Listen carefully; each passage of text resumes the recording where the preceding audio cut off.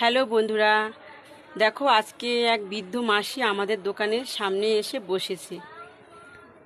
ও মাসি, মাসি তোমার ছেলে মেয়ে আছে? আমার ছেলে মেয়ে আছে সত্যি কথা, তারা তো আমার দেয় না মা, আমার তো চাইয়ে চিনতে খাই, আমার দেয় না, সত্যি কথা। তাই মাসি, দেখো মাসিমা কান্না করছে। এই বৃদ্ধ বয়সে মাসিমাকে তার ছেলে মেয়েরা খেতে দিচ্ছে না। দেখো বন্ধুরা, খুব কষ্টে আছে মাসিমা। তাই মাসিমার জন্য আমার খুব মায়া হলো। থাক মাসি, তুমি কান্না করো না মাসি, সব ঠিক হয়ে যাবে। তুমি কান্না করো না, কান্না করো না মাসি, কেঁদো না। এ নাও মাসি, তুমি 100 টাকা নাও, তুমি এ দিয়ে যা পারো তা কিনে খেও।